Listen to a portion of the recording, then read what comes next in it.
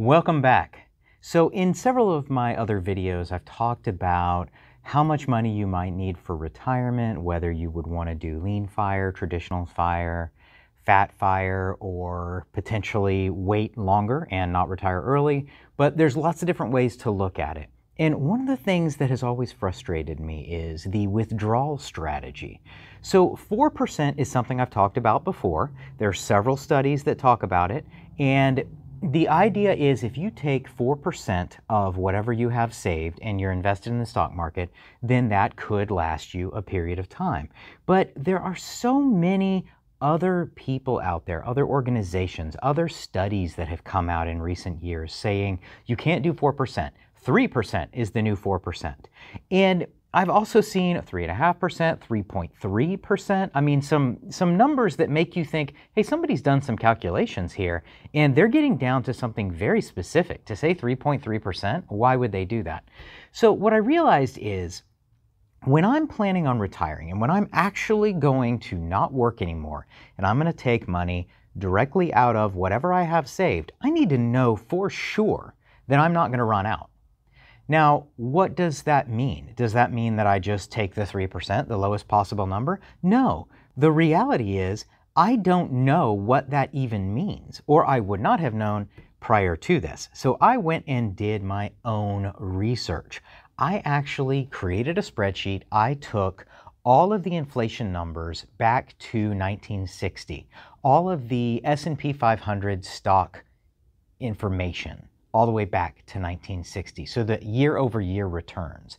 And I actually did this down to the day, but I realized that doing it year-over-year would make a whole lot more sense and would simplify this so that I could do it in a week or two rather than have it take me years like some of these other people.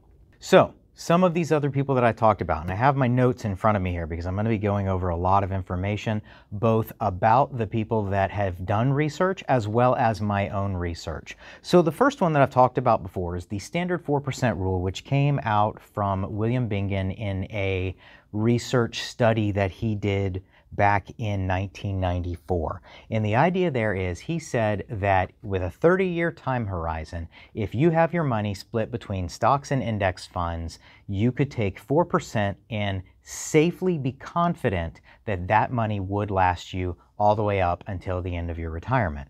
Now, there was another study that was done called the Trinity Study by another group of individuals that were basing their information on this study that William Bingen did.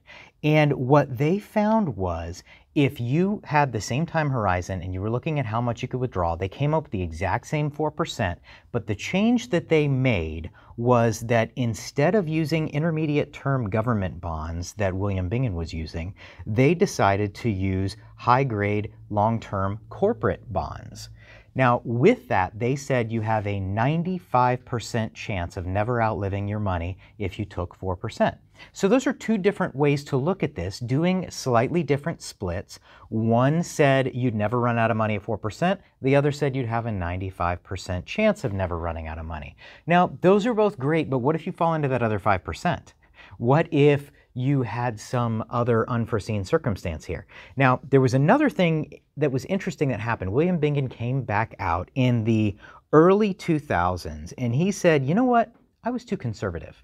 When I was doing that, I was fresh out of school. I was trying to give my clients some information for what they could do, and I came up with this number. He then, in 2006, said, since I was too conservative, I now suggest a 4.5% withdrawal rate. So now here we've got a 4% from two different people. One of them said it was a 95% chance of success, and then the original William Bingen coming back and saying, hey, you can do 4.5%. Now, more recently, and I'm not going to cite any in particular, but more recently, I have seen dozens of additional studies that have said, hey, no, that's the old rule. Now, because bonds aren't doing what they used to do, you need to go with the new rule, which is 3%, or somewhere in between 3 and 4%. Well, that's a big difference. If you have $2 million saved, 4% is $80,000 a year. 3% is $60,000 a year. That's a huge difference in the amount of take-home money you've got. Now, before I get into what my research showed, I want to point out another tool that is great for anybody who's interested in finding out, will their plan work? There are several tools out there that follow a process called a Monte Carlo simulation analysis.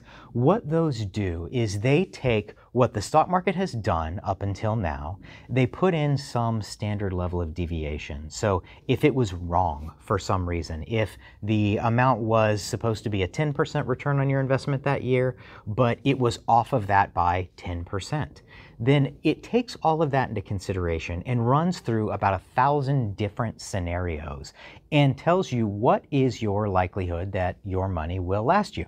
Once again, this is just running through a bunch of scenarios here. You're effectively taking someone else's word for it, or you're figuring out a level of acceptance for yourself. If I can hit a 75% chance that this Monte Carlo analysis says I'm going to succeed, then I'm good. Okay, but what about the other 25%? So this all has led me to my research. Now, here's what I found. When I actually sat down and ran the numbers, there were a few really interesting things. Number one, I decided to make this easier. Let's just use the S&P 500. I didn't want to mess with bonds. I didn't want to have to think about it. I just wanted to know, hey, most of my life I've been investing in the S&P 500 anyways. If I go ahead and continue to do that, then that's really what I'm going to care about. The other reason I did this is while all these other studies were using bonds, today, and honestly in the past 10 years, bonds have been at like 1 or 2%. Back when these studies came out, bonds were much higher. We're talking 5+%. So if they're not paying you 5% anymore, you can't really use that as a justification for this is going to help me save for and live in retirement and continue paying me, because it's not. It's effectively just keeping up with inflation. And as of right now, the bonds aren't even keeping up with inflation, because right now we're in the midst of like 6 and 7% inflation, which is crazy. But it's actually not that crazy when you start to look back at these numbers. So with that, I went back and I was looking at the S&P 500 and I found that it fluctuated a lot, like way more than I had any clue that it did. So let me give you a few examples here. Back in 1973, the S&P 500 lost 14.66%. That's a pretty big loss. If you lost almost 15% of the value of whatever you had saved, you'd be pretty upset. Then in 74, it lost another 26.47%. That's huge. Between those 2 years, you'd be a little worried, right? Well, then in 1975, it gained back 37.2%, effectively wiping out all of the previous losses and then adding some more. Then in 1976, it gained another 23.84%. So that was 2 very down years, followed by 2 very up years. So if you were retired through that period of time, sure, the 2 down years would have hurt and that would have shortened your retirement if you were pulling out the same amount of money. But the following 2 years would have made up for it. So if you could have found a way to make it through those 2 down years, you would have been fine. So that was kind of interesting. Those were not the only years that I found. They were just some of the large ones that I wanted to point out. Now, in addition to that, all of these other fund plan things that have been out there, whether it be a 4% rule, a 3% rule, and there are others, I'm using those because they're the simplest. For any of those rules, they all assume this is your safe withdrawal rate. Well, what I don't think is stressed enough is safe withdrawal rate means that is the number you could take and never run out of money, even in the worst of times. Well, what if you didn't retire in the worst of times? What if you retired in the best of times? Well, in some of the years that I ended up researching here, you could actually have pulled 8.5% every year for 40 years. That's pretty amazing. So when these people are doing this research and they're coming up with the bare minimum that you need to pull out, if you were truly following a 3% rule, but you actually retired during a time where you could take 8.5%, you would be shortchanging yourself and you would end up on the other end of this dying with hundreds of millions of dollars in the bank. So once again, a couple of very, very interesting findings here. Now, what I found was if you were using the S&P 500, there were only 4 years where you would have retired and had to have taken less than 4%. In each of those 4 years, had you taken 3.5%, you would have been fine. Those years were 1964, 1965, 1967, and 1968. The next interesting thing I found, and this is going to be relevant when we're talking about those 4 years, is it wasn't actually the returns of the stock market that determined whether your money was going to allow you to last this period of time. The thing that made the biggest difference was inflation. There were some years of double-digit inflation in the 70s. And that's why in the mid to late 60s, if you had retired, that inflation would have eaten away at the money you had saved and the money that you were planning on pulling, and then you would have run out of money if you were using the 4% rule. So it's interesting to think of that, because depending upon what your plan is for inflation, you could say, oh, well, I'm just going to pull 3% every year. Well, I actually did that because I was curious. What if you just pulled 3% more every year forever? Well, those years, you didn't run out of money. You could have retired in those 4 years, 1964, 1965, 1967, and 1968, and you could have started with and continued taking a 5% withdrawal rate, increasing by 3% every year forevermore, and you never would have run out of money. Inflation made that big of a difference.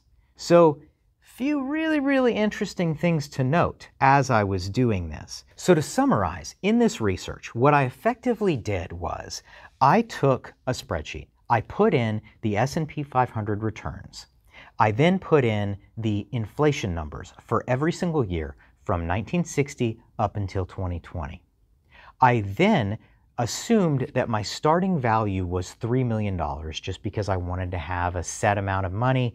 I was thinking F.I.R.E, 4%, you could take $120,000 a year. And then with that, in every single year, I assumed I'm going to retire at the very beginning of the year. I'm going to take out my money, then I will earn whatever that interest is for that year. And I will continually do that. At the beginning of the year, January 1st, every single year, I will pull out all the money I need for that year, following the 4% rule, adjusting for inflation. That is how I got to these numbers. I did a few deviations in there. One of them was where I found that if you did not adjust for full inflation and you just did 3% every year, you could then take 5% in these 4 bad years. The 4 bad years was one of the things I found out about this. I actually did some playing with numbers saying, well, hey, what if you went ahead and started with 4% and you adjusted in some other way? And I came up with some other methods that would work, but they were all so complicated that I thought, this isn't simple. This isn't something that just anybody can follow. And you don't know going in whether you even need to do that. So with all of this research that I did, with my spreadsheet, with the assuming S&P 500, I actually was able to come up with a plan that I was guaranteed to never run out of money, assuming I followed it. And we will get into the details of that plan here in a second. The one thing that I want to point out before I go over these details are when you're looking at the amount of money you have in retirement, aside from inflation, aside from stock market returns, the other big thing, the third huge thing that's going to eat away at your money is taxes.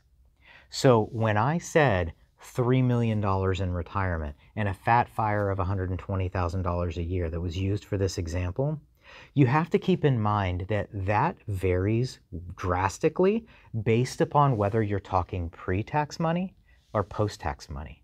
If you have $3 million in pre-tax and you pull out $120,000 that has not yet been taxed, you're going to pay tax on that money, depending upon whether it is in a stock market and you're paying capital gains, or whether it's in a 401k where you are just going to pay standard income tax. That can vary widely. Let's just throw out a rough number of, if you had $120,000, you'd pay 20 of it in taxes, effectively leaving you with $100,000.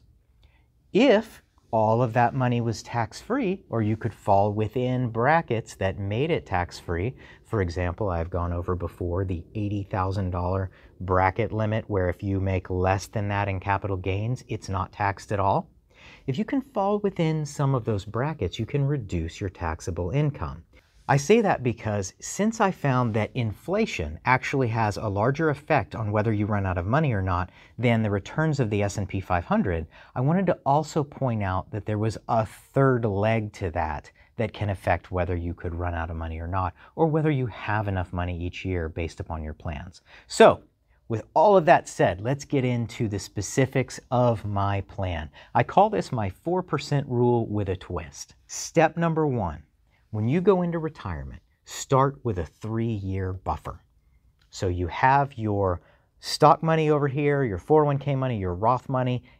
It is your big lump sum. But in your bank account, in some kind of liquid asset, bank account, a CD, a money market account, something that you can access fairly easily and quickly and will not go down in value. If you have 3 years of your annual living money, I'm going to say money and not expenses, because this is the actual amount you plan to pull, not just like your bare minimum living expenses. So if you want to pull $120,000 a year, you would need to have $360,000 sitting in savings or a CD or something like that the day you retire. So a 3-year buffer, that's step number 1. Step number 2, pull 4% and live on 4% your first year and follow the 4% rule. Adjust for inflation every year after, but year number 1, you only get 4%. Number 3, do not pull money out of the stock market when it tanks. So if in the beginning of the year you find that stocks are down 15%, 20%, something like that, don't pull to refill your 3-year buffer. Instead, use your 3-year buffer.